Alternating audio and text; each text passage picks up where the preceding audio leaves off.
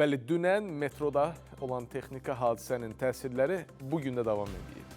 Səhərdən etibarən qatarlarda gecikmələr olub, stansiyalarda sıxlıq yaranıb. Bu sıxlıq tək metroda deyil, avtobuslarda da özünü göstərib.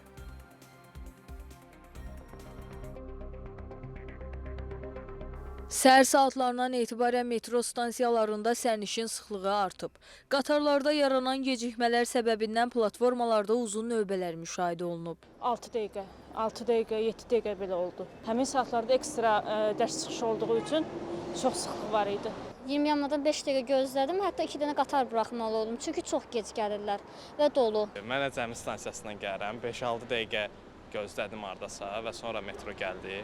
Metroda yaranan vəziyyət digər ictimai nəqliyyata da təsir edib. Avtobuslarda sıxlıq yaranıb. Gözləmişəm nə qədər, 18 gəlib millət doldurub. Axırsı mən orada düşmüşəm piyada Memərəcəmdən metro ilə gəlmişəm. Dünəndən sonra hətta deyərdim daha da sıxlıq yaranıb. Bəlkə də çox adam qorxur metroya minməyə ki, metroda nəsə olar, narahatçılıq olar. Ona görə avtobuslar üz tuturlar, avtobuslarda sıxlıq olur. Sıxlıqdır da, bugün də sıxlıqdır da, gücə bala ilə də çata bilmirik.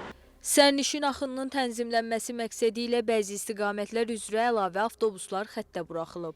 Sərnişin axınının tənzimlənməsi məqsədi ilə metro üzrə daşımaları əvəz edə biləcək marşrutlar üzrə avtobusların sayı artırılır ki, bu da gözləmə intervalının azalmasına, sərnişinlərin daha rahat və vaxtında mənzil başına çatmasına imkan yaradır.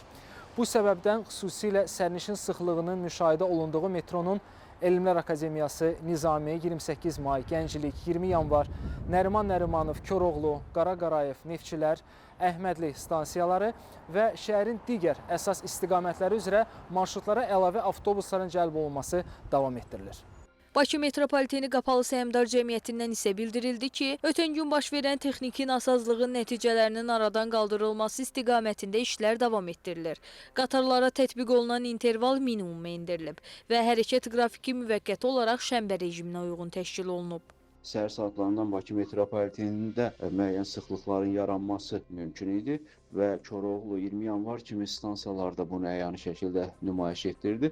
Bu səbəbdən tənzimləmələr artıq keçid və giriş qapılardan başlamaqla təmin olundu. Artıq Bakı Metropolitenində qatarların hərəkətinin 28 cüt saat prinsipi, yəni 2 dəqiqə 8 saniyə intervalla tənzimlənməsinə nail olundu. Qurumdan o da bildirilib ki, gecə saatlarında əlavə texniki tədbirlər davam etdiriləcək.